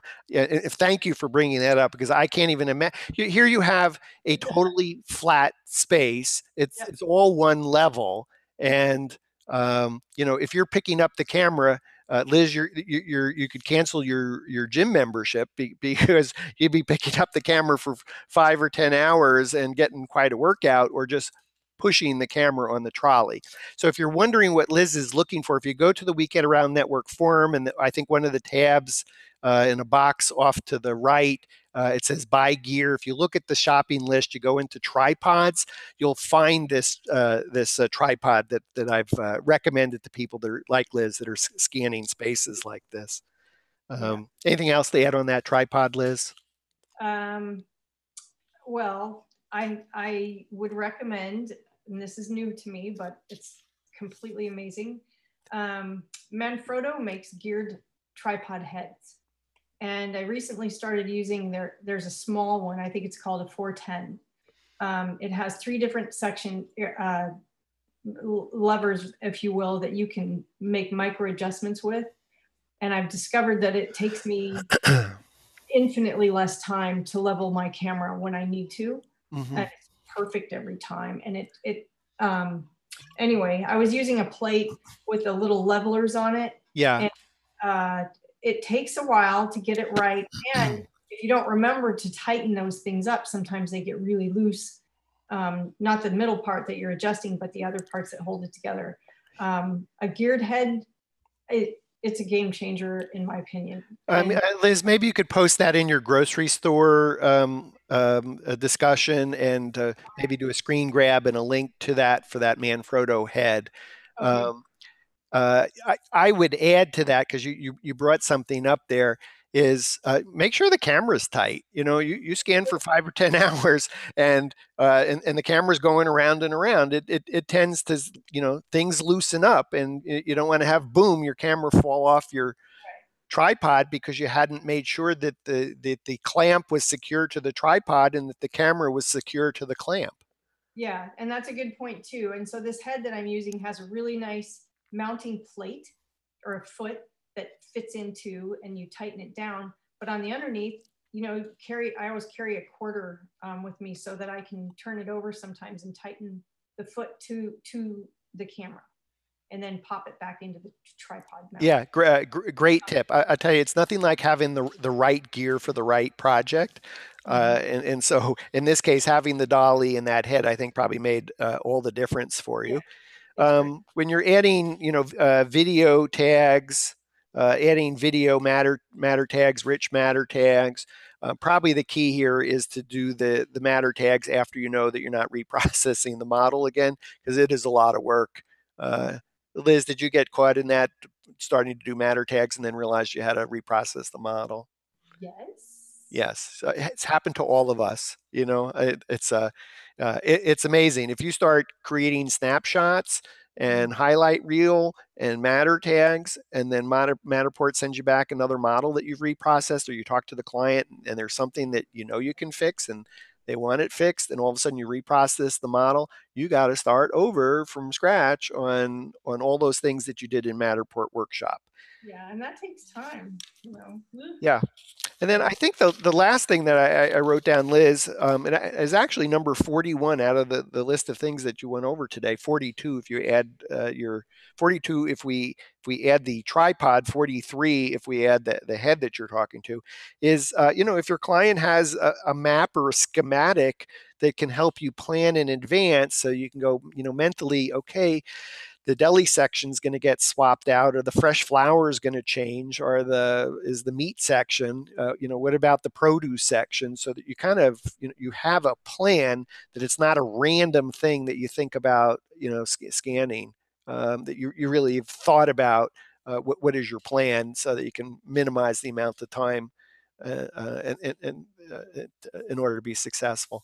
Liz, Yeah. do you feel like we've left anything out that you want to add? Maybe, but I won't think of it until we're done. So. Okay, well, we get around Network Forum. You can always post there. You're watching WGAN TV live at 5. We've been visiting with our guest today, Liz G. McDermott from Santa Barbara, and also from the surrounding area. I want to say San Luis Obispo, if I'm not going to pronounce it right. San Luis Obispo. San Luis Obispo and Santa Ynez Valley. Santa Ynez Valley. St. Inez Valley. Okay, not going to hire me as a TV personality to get all the pronunciations correctly. Santa Barbara. So if you like to check out Liz's work, it's Liz, letter G, photography, lizgphotography.com in Santa Barbara. If you want to see all three Matterport Spaces 3D tours in the grocery stores that Liz scanned, they're in the We Get Around Network forum. If they're not at the top of the discussions, just simply use the search box, search for grocery store. And you can certainly use the tags. We've made a point to tag all of Liz's discussions with the tag grocery store, so that you can find them. So, Liz, thank you again for being on WGAN TV Live at 5 today. Yeah, thanks for having me. That was kind of fun. It was fun. It was fun hearing about your tips, your best practices, workflow, and lessons learned, so that the rest of us can succeed faster now that you've scanned 3 grocery stores, 60 or to 75,000 square feet worth. Yeah, and go for it. Don't underestimate what you can do with this thing. I don't know, just let your imagination fly and go after it, because there's a lot of really neat things you can do. And there you go. Sounds great. So, Liz, thank you again. In the forum at Lizzie G, Lizzg, at Lizzie G. You can find her in the forum. Liz, thank you so much again for joining us on WGAN TV Live at 5. Look forward to continuing conversations with you, and see additional posts in the forum. Cool. Thanks, Dan. Thanks so much. Liz, if you want to drop off, that's perfectly fine. I'm going to start talking about a new topic. You're welcome to listen in if you want, but feel free to drop off. All right. It's your choice. I know we've been visiting for about an hour and a half, and probably over my hour that we thought we would do. So it's just an exceptional program with hearing from Liz. Well, thanks a lot. Thanks, Liz. All right. Bye. So you all stay with me. I have some exciting news. Yep, I'm going to call up a discussion in the forum, and then I want to talk about this for you. Just take me a moment, and I want to get that here, and then I'm going to go back over here, and I'm actually going to record something, so it'll probably sound a little bit weird that I'm talking to you and then I stop and actually do an intro and an outro, but I'm going to end up putting it, cut it up and put it in the We Get Around Network forum. So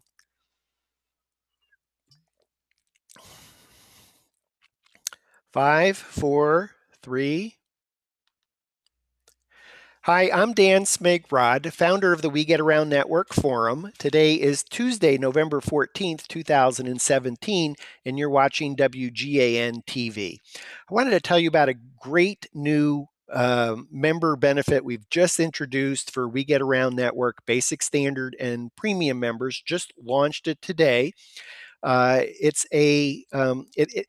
solution enables you to easily do one order for one or more markets, one order for one or more locations. So, if you're an experienced, successful Matterport Pro, and you have happy clients that are happy to refer business to you in other locations, but they really don't want to refer you because they don't want more competitors in their market in your location. You're kind of stuck. You have a happy, satisfied client. They want to refer you, but they're not going to refer you locally. So that's kind of like, what do you do?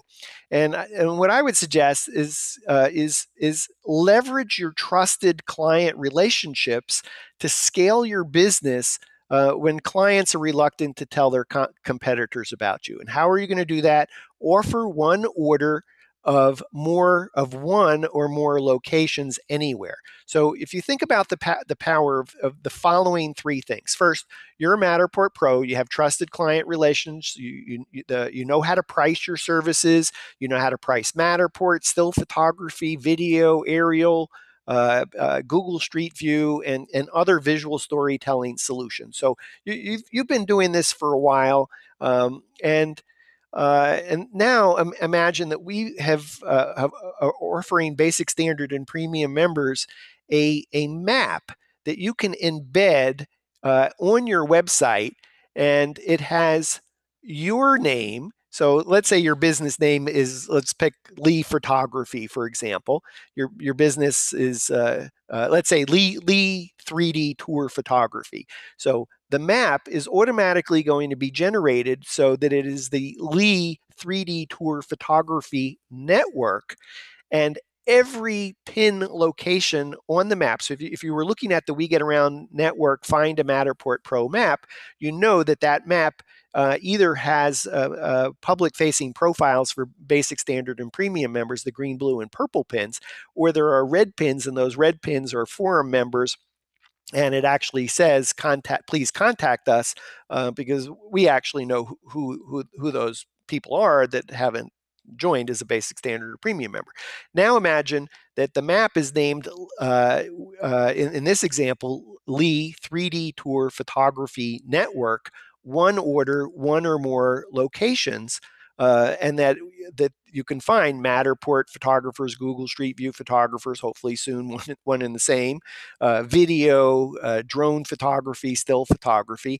And imagine that when you drill down in that map and you get to any point in that map to say, oh, there's a photographer here in New York, LA, Chicago, Philadelphia, Boston, Houston, Dallas, El Paso, etc., that the call out is always you. It's your service provider business, your Matterport service provider business, with your name, company name, and all we did was add the word network. So again, in this example, Lee 3D Tour Photography Network. And so now you have this massive network all around the world.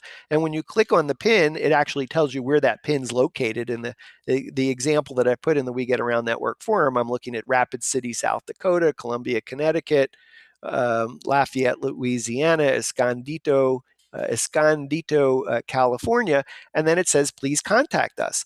And the please contact us is automatically connected to your email. So, now imagine we're making it super easy and super fast for someone to, looking at your website to see, oh, I thought you just did, Lafayette, Louisiana. No, you do every location on the planet. And, and since you know how to price out, Matterport work, and you're an experienced Matterport Pro, you've probably already have done some work for another Matterport photographer elsewhere that was subcontracting work to you. So you've kind of learned the process already to say, oh, okay, I get it. That person, that photographer has charged his client, X, and they're paying me, I don't know, half X, whatever it is. And that photographer who controls the relationship is making the difference between what they're charging their client and what they're paying you. So there isn't any reason that you can't do exactly the same. And so when you think about scaling your business, scaling your business is either, becoming so busy you can't handle the work and then hiring another pro or subcontracting to another pro.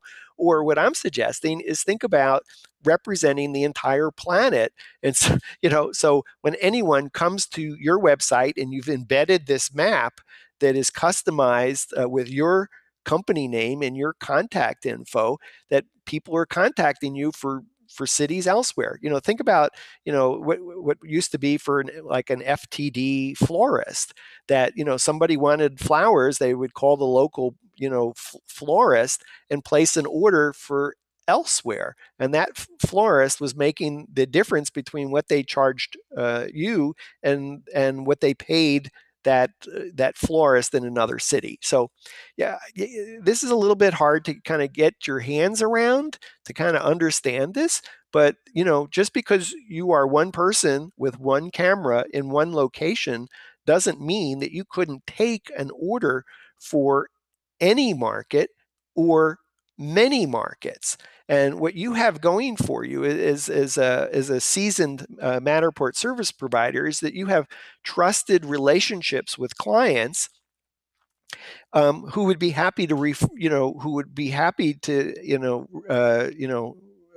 say all the right things about you, but frankly, they want to keep you a secret, or at least many of your clients want to keep you as a secret because they don't want their competitors to discover what they've discovered. So that's kind of ironic. But now imagine that you embed this map on your website and you go back to all your clients and say, good news, just want to let you know that we can handle a Matterport project anywhere on the planet. Do you have any colleagues in any of these markets that we have locations? And now maybe you can start booking business in other locations. By getting referrals. So that's something to give some thought to. I think that where this is actually the most powerful is when you're talking about a client that has multiple locations. So if you're scanning for a rental community or a developer, a property management company, let's say they're managing 50 different multifamily home communities, and you happen to be scanning, one of their communities in one of their markets, and you deliver the tour, and hopefully you happen to be, the first place where they were experimenting with Matterport. Now imagine when you deliver the tour, going back and say, oh, by the way, I noticed that you have 50 different multifamily homes in projects in 3 different states and in 15 other cities. We're happy to do one order multiple markets. You'll be even better if you happen to be using WP3D models to deliver your spaces, to say, and we'll deliver everything in the same easy way so that you're not having to accept it from different photographers in different markets. It'll be the one order, one bill, many markets. We'll deliver the content in one consistent way. So, property management companies, great example. A builder with multiple properties in multiple states, great example. Rental communities owned by a company that has rental properties in multiple states. And you may be lucky enough that you have a happy, satisfied client, and they don't realize that you're able to do one order, many markets. And so we're giving you a map that you can embed in your website that shows all the different locations. In this example, Lee 3D Tour Photography Network covers, and any any location on that map that they click on, all roads lead to Rome. They all lead back to you. And so every please contact us button is actually going to automatically launch an email to be sent to you. So we make it super easy with this map. So where do you find this map? So if you're a basic, standard, or premium member, if you go up to the top of the form and it says My Profile, if you simply click on My Profile, and then you'll go down to uh, um, the personal information section, which is actually right at the top, you'll see the embed code is automatically there. It's now there, by magic overnight. The embed code is, as of Tuesday, November 14th, 2017, your embed code with your company name that automatically links to your email address is in My Profile, which is at the top of the We Get Around Network forum. On one of those tabs there towards the left, it says My Profile. So that's where you get the embed code. So and oh, by the way, and then you say, well, yeah, but where am I going to find a Matterport Pro? Well, you use the We Get Around Network Find a Matterport Pro page. That's the tab at the top that says Find a Pro. So you have a map that is customized to you, but when you actually need to find a Matterport Pro, you go to Find a Matterport Pro, look for the green, blue, and purple profiles, which are fellow basic, standard, and premium members. And if you can't find, but you find a red pin, then simply click on the red pin, fill out the form, and generate the request for a Matterport service provider that you need, so that we can connect that Matterport Pro to you at no charge. And then if you don't see a red pin, or if you don't see any pin in a location, I can't get the words out. I'm just so excited about it. We Get Around can find a Matterport service provider anywhere on the planet. You may have seen us run Help Wanted notices in the forum, Help Matterport Pro Wanted, and then a city. We've been doing that, I want to say, for close to 3 years since we started the forum. And we have always found a Matterport Pro. Now, yeah, sometimes somebody has to drive 5 hours or 4 hours or 3 hours, but they are willing to drive. And so, fast forward to today, in all likelihood, in all markets that you're interested in finding a Matterport Pro, there probably already is a Matterport Pro, and we can find that Pro. So if it's not a green, blue, or purple pin on the Find a Matterport Pro map in the We Get Around Network site, again, we make it super easy and super fast to find the green, blue, and purple pins, our basic, standard, and premium members in the We Get Around Network on the We Get Around Network Find a Matterport Pro page. And then the last resort, if you can't find one on the map, either private message me, or better yet, click on the red pin and fill out the form. Excuse me, and let us know where you're looking for a Matterport Pro, and we'll find one. So and again, it's super easy to get started. The embed code has already been created for you with your company name, using your email address. If you want to change your email address, you can do that in the My Profile tab. Just let us know what is your contact email address, and by changing that, it'll automatically, and save the change. Remember to save the change. That'll automatically generate fresh embed code for you. If you want to change your company name, slightly for whatever reason, you can do that in the My Profile. Hit save. Save changes, and then boom, your iframe code is now been dynamically changed on the fly. So you don't have to email me, you don't have to private message me. Your embed code exists today in My Profile. So that's what I wanted to share with you.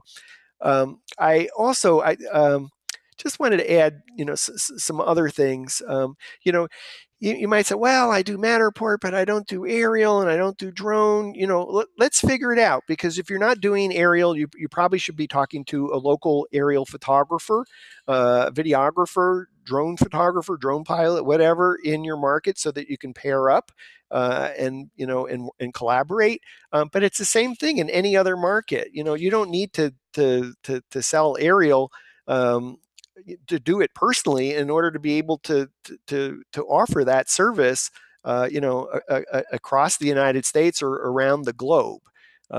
We can help you find, not just Matterport photographers, but still photographers, videographers, aerial photographers, Google Street View photographers. Hopefully soon, Matterport, Google Street View will be one and the same photographer, if it's not already, and more visual storytelling solutions. So, most Matterport service providers today offer still photography, video, aerial, potentially Google Street View, and if you're talking to them about doing a job and they're missing a piece of the puzzle, they'll figure it out of how to get the aerial work done if they don't do it, or how to get the video work done. So, anyway, this may be kind of a new concept for you, but to think about, to be empowered that you have a network. It's your network. You have a network. We've just labeled, the We Get Around network with your name on it, and that we've taken out our name, doesn't show up anywhere on the map. And it's got your company name, and it automatically links to your email address. So now you're in a great position to do one order, one or any markets, anywhere. And the first group that I would suggest leveraging would be your existing clients. But that said, if someone stumbles on your website and they're not exactly in your market, now they're not going to leave your website and go see if they can find, somebody that's closer to. They'll just see your map and go, oh, I see you. Not only do you service Santa Barbara, but you service Los Angeles and St. Louis Obispo, or whatever it might be.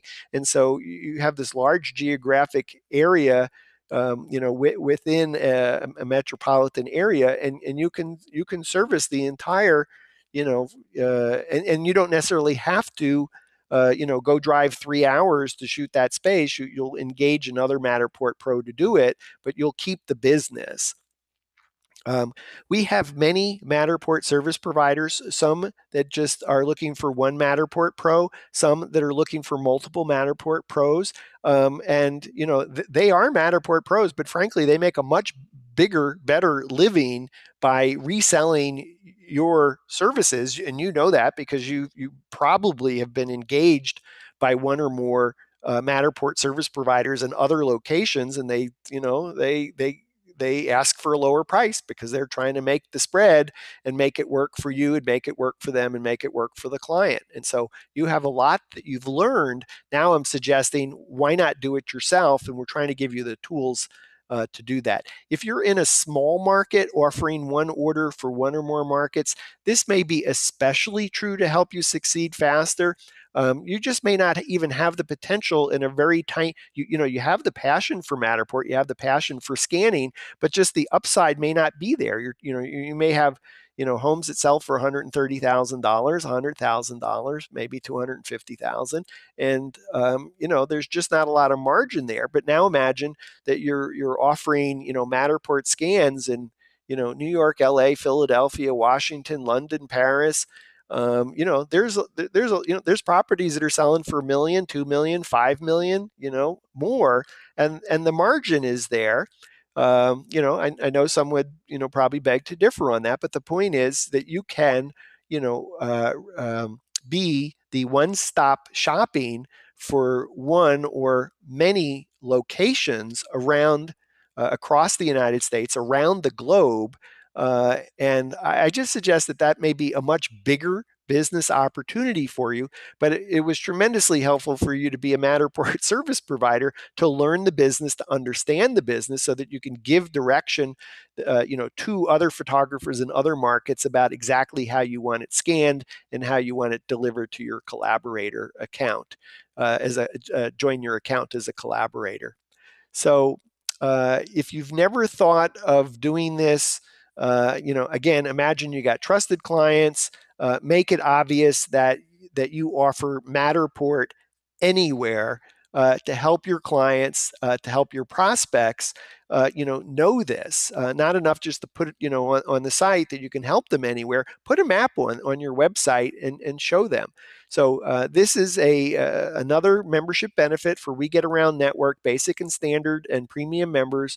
This is a free solution. It's just part of your membership. It's just another membership benefit that we deliver to you, a custom a custom map that includes your company name with the word network attached to it, and it includes your email address. So no matter which pin on the map someone clicks to, it's always going to be to you.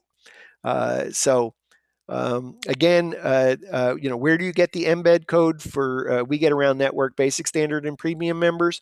Up here at the top, it says while signing into the forum, and you got to be signed into the We Get Around Network forum, is go click on the My Profile tab above. Second, look in the personal information, the personal info section, which is at the top of your profile, and then look for the block where you can copy the embed code. It's the iframe embed code, and you can paste it into your website. And if you make any changes in your company name, or you make any changes in your email address and you hit save, it'll dynamically change the iframe so that it's actually exactly right to be promoting your business. So if you have any questions about getting started with scaling your business by offering one order for one or more locations, please do reach out to me. First, I'd encourage you to post in the We Get Around Network forum. If you look for the discussion, it's titled Matterport: one order for one or more locations, and I use the number one in the headline. So Matterport: one order for one or more locations. If you don't see that, you might search in the search box, and if you still don't see it, you can use the tag BizDev, 2 words, BIZ space DEV. And I've also added tags for that, so it'll show up on tags for marketing and pricing.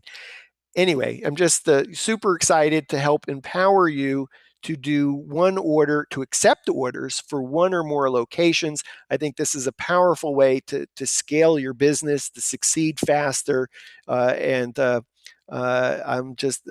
thrilled that it's something we've been thinking about for a long time, and we've been able to work out all the back-end technology to make it super easy, super fast to copy the iframe, put it in your website, and you're good to go. If you're not yet a We Get Around Network Basic, Standard, or Premium member, the one order for one or more locations map is one of around 40 membership benefits. If you look up at the top on the green bar, you can see what all 40 membership benefits are. You can compare the plans. If you're ready to join, joinbasic.info will take you to an order form, or joinstandard.com. www.joinstandard.com, and you're good to go. So that's it for me for today. I'm Dan Smigrod, founder of the We Get Around Network Forum. Thank you for being a member of the forum, and thank you for watching WGAN TV today, Tuesday, November 14th, 2017, from Atlanta. Thanks again. Bye-bye. Okay, that's it for me. Time to make dinner. So thanks for tuning in. And that's the end of today's show. Much appreciated.